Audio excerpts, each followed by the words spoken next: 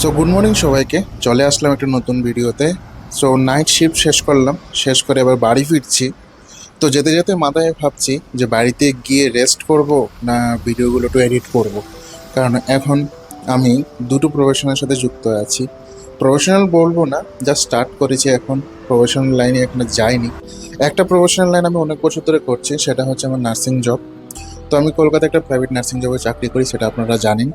তার সাথে আরেকটা জিনিসের সাথে আমি জড়িত হলাম, সেটা হলো ব্লগিং বা সোশ্যাল মিডিয়ার সাথে। তো এখন আমাকে স্টেপ বাই স্টেপ প্ল্যান করে চলতে হয় লাইফে, দুটো দিক থেকে আমার ম্যানেজ করতে হয়। তো দুটো দিক থেকে যেহেতু আমাকে ম্যানেজ করতে হয়, তাহলে আমাকে এখন প্ল্যান মাফিক চলতে হবে জীবনে, সব কিছু প্ল্যান মাফিক করতে হবে, না হলে ব্যালেন্স আমি বজায় রাখতে পারবো না। তো মোটামুটি বাড়ির সামনের দিকে চলে এসছে। আর এটা আমাদের বাড়ির দিকে একটা পুজো হয় ক্লাবের, প্রত্যেক বছরই ওরা যা মায়ের প্রতিমা নিয়ে আসে না, দেখতে খুব দারুণ, খুব সুন্দর, পুরো মায়া মমতা চলে আসে। তাই নিজেকে আটকাতে পারিনি, নেমে প্রণামী নিয়ে নিলাম, নিয়ে এবার বাড়ির দিকে উদ্দেশ্যে রওনা দিলাম। তো বাড়িতে এসে সাইকেলটা রেখে এবার বাড়ির দিকে যাচ্ছি। রুমে যাব, গিয়ে দেখবো কী অবস্থা আছে, রুমমেটরা আছে কিনা, নেই, রান্নাবান্না কী গল্প আছে সেগুলোই ভাবছি। কিন্তু বাইরেও বিশাল গরম লাগছে। তার মধ্যে আমার সাথে একটা স্ক্যাম হয়ে গেল।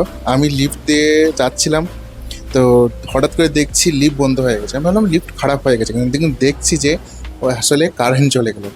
তো আমার তো বুঝতেই পারছেন, এক তো গরম, ডিউটি করে এসেছি, রুমে কারেন্ট নেই, তো অবস্থাটা কী হবে। তো দেখি কি করা যায়।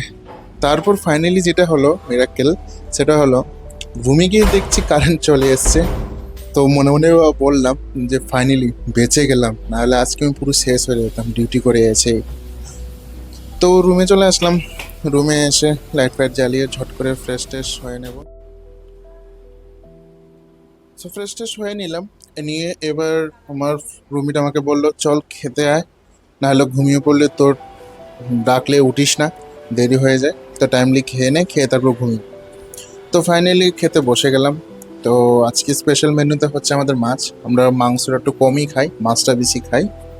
তো আমাদের মানে রুমে একটা জিনিস হচ্ছে, আমরা যখন খেতে বসবো আমরা গোপাল বার লাগাবো, গোপাল বার লাগিয়ে দেখে দেখে খাবো।